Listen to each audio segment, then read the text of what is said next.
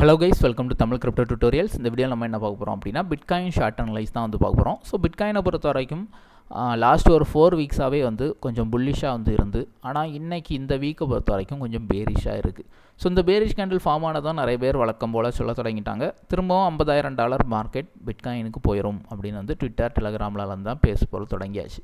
அதுக்கு ரீசனும் இருக்குது. என்ன அப்படின்னா, கிட்டத்தட்ட சேம் பேட்டர்ன் தான் ஃபார்ம் ஆகிருக்கு. ஒரு கிளியர் டவுன் ட்ரெண்ட், அடுத்து வந்து பார்த்திங்கன்னா ஒரு சின்ன ஒரு கரெக்ஷன், அடுத்து பார்த்திங்கன்னா கிளியர் டவுன் ட்ரெண்ட், இப்போ ஒரு கரெக்ஷன். ஸோ இந்த மாதிரி செட்டப் ஃபார்ம் ஆகும்போது பெரும்பாலும் வந்து அந்த ட்ரெண்டையே மார்க்கெட் வந்து ஃபாலோ பண்ணும். ஸோ அதனால் நிறைய பேர் திரும்பவும் வந்து பிட்காயின் 50,000 போகும் அப்படின்னு வந்து சொல்கிறாங்க. ஸோ நம்ம டெக்னிக்கலாக என்ன மாதிரி இருக்குது அப்படின்னு பார்ப்போம். 50,000 போகுமா, அப்படி இல்லைனா $90,000 போகுமா அப்படிங்கிறத பார்ப்போம். ஃபஸ்ட்டு வந்து பிட்காயின் வீக்லி கேண்டில் எடுத்துக்கிறேன். வீக்லி கேண்டிலில் பொறுத்த வரைக்கும் லாஸ்ட்டு 4 வீக்ஸாக புல்லிஷ். ஸோ அதில் முக்கியமாக நான் லாஸ்ட்டு கேண்டில், அதாவது போன வாரம் உள்ள கேண்டில் நான் எடுக்கிறேன். போன வார கேண்டில் வந்து கிளியராக புல்லிஷ் கேண்டில் க்ளோஸ் வந்து வச்சுருக்கு. ஸோ அப்போது நமக்கு வந்து இந்த புல்லிஷ் கேண்டில் க்ளோஸ் வச்சுருக்கிறதுனால இன்னும் வந்து பியரிஷ் ட்ரெண்ட் வந்து கன்ஃபார்ம் ஆகலை. சரியா, இந்த இடத்துல பாருங்கள், கிளியராக ஒரு பேரிஷ் என்கல்ஃபிங் ஃபார்ம் ஆயிருக்கு. நல்ல ஒரு பேரிஷ் கேண்டில்.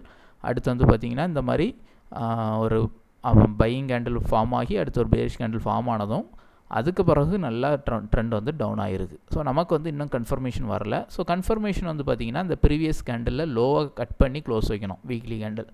அப்படி வச்சாதான் நமக்கு வந்து திரும்பவும் மார்க்கெட் வந்து ட்ரெண்ட் வந்து சேஞ்ச் ஆகிறதுக்கான பாசிபிலிட்டி இருக்குது அப்படின்னு வந்து எடுக்க முடியும். ஸோ அது வந்து பார்த்திங்கன்னா $73,000 கீழே போகுதா அப்படிங்கிறத பார்க்கணும். அதுக்கு கீழே போச்சுன்னா தான் ட்ரெண்ட் வந்து நமக்கு வந்து பேரிஷாக மாறதுக்கு வாய்ப்புகள் இருக்குது. அதே மாதிரி அப்சைடும் இது வந்து இன்னும் கட் பண்ணலை. ஸோ வீக்லி கேண்டிலில் நமக்கு வந்து இந்த மாதிரி பேரிஷாக தெரிஞ்சாலும் லோயர் டைம் ஃப்ரேமில் எப்படி இருக்கும் அப்படின்னா சைடுவே மார்க்கெட்டு தான்.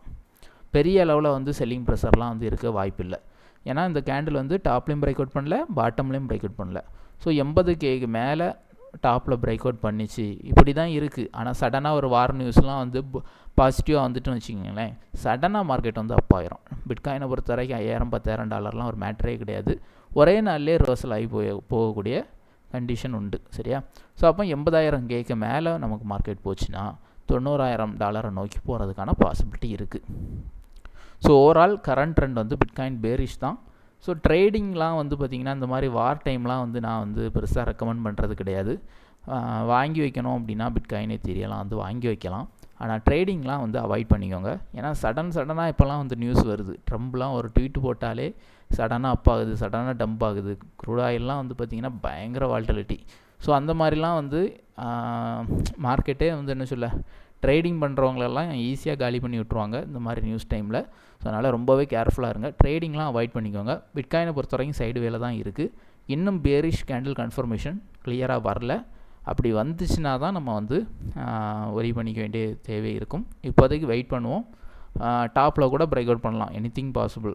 அப்படிலாம் பிரேக் அவுட் பண்ணிச்சுன்னா நல்ல ஒரு புல்லிஷ் ட்ரெண்ட் இங்கேருந்தே கூட போகிறதுக்கு பாசிபிலிட்டி உண்டு. ஏன்னா ப்ரீவியஸ் ஹிஸ்ட்ரியை ஃபாலோ பண்ணோம், ஆர் ப்ரீவியஸ் எல்லோரும் அனலைஸ் பண்ணுற மாதிரி தான் பிட்காயின் போகணும்னு வந்து எல்லா டைமும் நம்ப முடியாது.